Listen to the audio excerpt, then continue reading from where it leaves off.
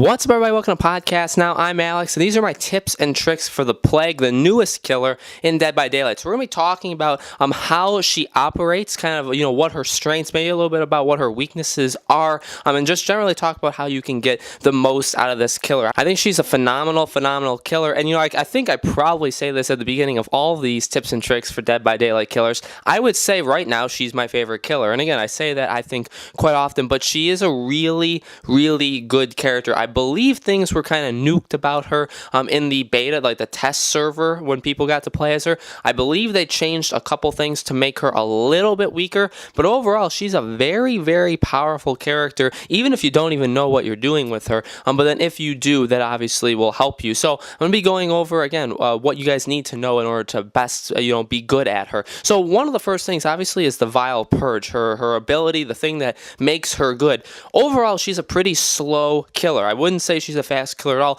and when you're charging up the Vile Purge, she becomes even slower. So you're only going to want to do that at the right time, and that's just up to you. You need to pick the right time to charge this thing up. The best thing to do with her is to get everybody sick, and that's one of the first things you need to do. You can hit them and then get them sick, but that's kind of counterproductive. The best way to do it is to have them get injured off of being sick, which either means they need to have the sickness for a long period of time, or you need to hit them with that Vile Purge more than once. You need to really, you need to aim it at them, and you need to get them covered in it, and that would injure them. That would be the first hit on them. So this is very effective. You can be chasing them, and obviously they slow down. When you hit them with the Vile Purge, they slow down. So it makes sense to continue chasing them and continue doing that. Once they're injured, once they're, they got the first hit because of Vile Purge, then you hit them and they're down. I think that's the best way to do it. Use the Vile Purge basically as the first hit. Another thing that is good with that is if you lose them.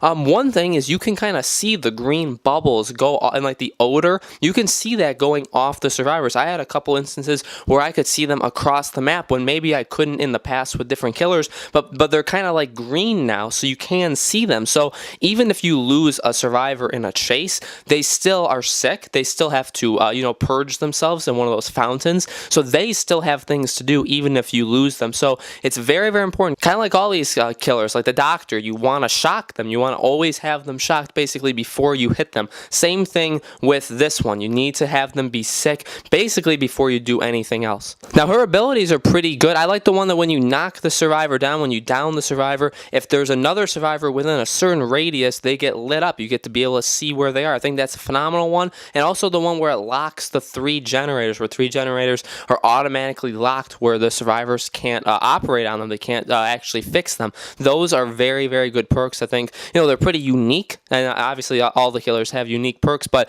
I really like these. I think they definitely give you an advantage at the beginning of the game, and those are just the favorite ones that I have playing as the Plague. One of the other things is obviously using the fountain. So you need to hit them a certain amount of times with that Vile Purge, or have them again last long enough to do that first hit to them. But when you do the fountain, after they kind of cleanse themselves and you take in the fountain, then the Vile Purge then becomes where you can hit them, where if you spit at them and you actually hit them with it, it becomes a hit. This is obviously extremely powerful. I think just the Vile Purge itself would have been enough to make her unique and make her different, but then you throw in the fact that you have this, which is an extra layer. She's a detailed character. She's got a lot to her, but this is very powerful. How you use it, again, like how your aim is, I like to charge it all the way up and kind of spread it. I know some people, I've seen Omrecker play this game, and he'll kind of aim it higher so that it kind of shoots further away, or at least gets like a further radius of where it's going to actually hit. So you're going to want to try and spread out, but all it takes is one piece of that to hit the person, and they'll either become sick, or in this case when you use the fountain, they'll become down.